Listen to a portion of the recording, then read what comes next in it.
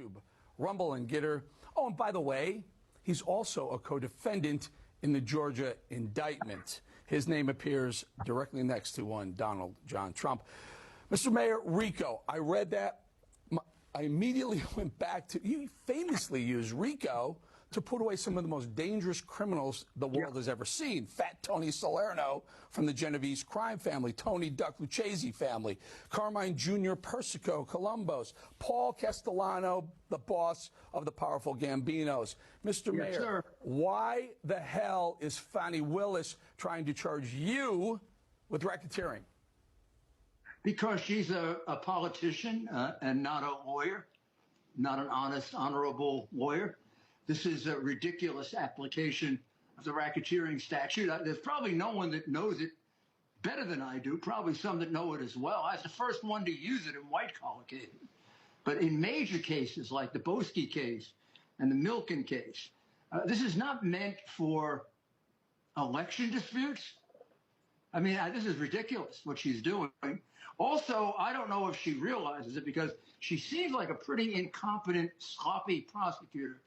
I mean, what she did yesterday with that indictment is inexcusable. If she worked for me, I'd have fired her. You mean they filed the indictment? They filed the indictment at 12:07. Well, hold on. Let me so that people can catch up here. So it was allegedly filed with the clerk prior to the grand jury actually voting. Go ahead. Go ahead. It was filed. I mean, I've read many more of those than she has. It has a stamp. It has a date accepted. It has a time accepted. It has a case number already at 12 o'clock. It's been assigned to a judicial office and a courtroom. That's all you have to do to file an indictment anywhere in a federal court. Well, somebody made a big mistake because the grand jury hadn't voted it yet. So then they scrambled like crazy. This is why they were scrambling, because they had to get it done by 8:14. So we had the Keystone Cops running this way, running that way. They didn't put their witnesses in. So, Mr. Mayor, let me get this straight. You believe that Fani Willis had already decided to indict prior to the grand jury actually recommending the indictment, which, by the way, went 13-0, I believe I understood it. Go ahead. Well, who cares what it went? You have to get them to vote before you can file the indictment. Or you're just telling us that you treat the grand jury like a ham sandwich. Good prosecutors do not. Good prosecutors, honest prosecutors, honorable ones, treat the grand jury with respect. Of course, they usually follow your recommendation. They should. I mean, the prosecutor should be responsible and sound. But I've had grand juries that haven't, and I let them because I believed in justice, not politics. This is a political case, 100%.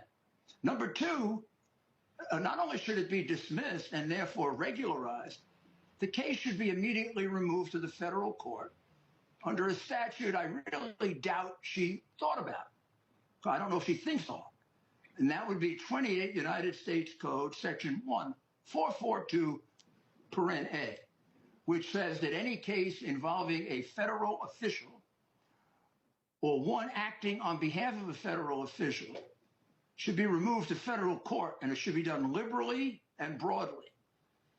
The presumption should be in favor of removal. So we should all file a motion in the federal court to remove the case from her and the Georgia court,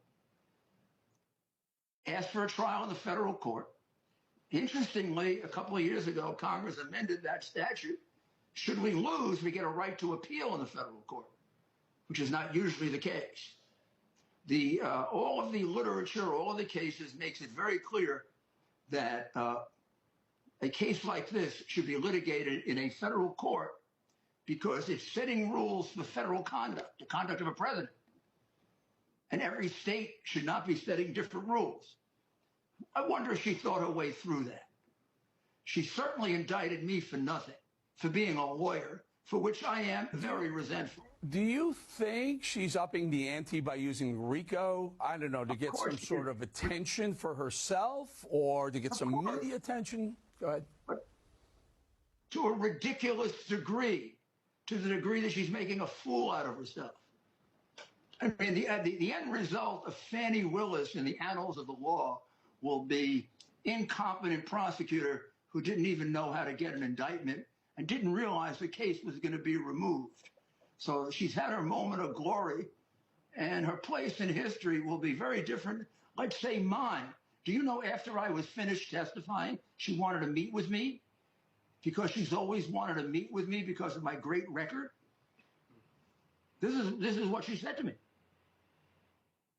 This woman is a politician through and through. This is a political indictment.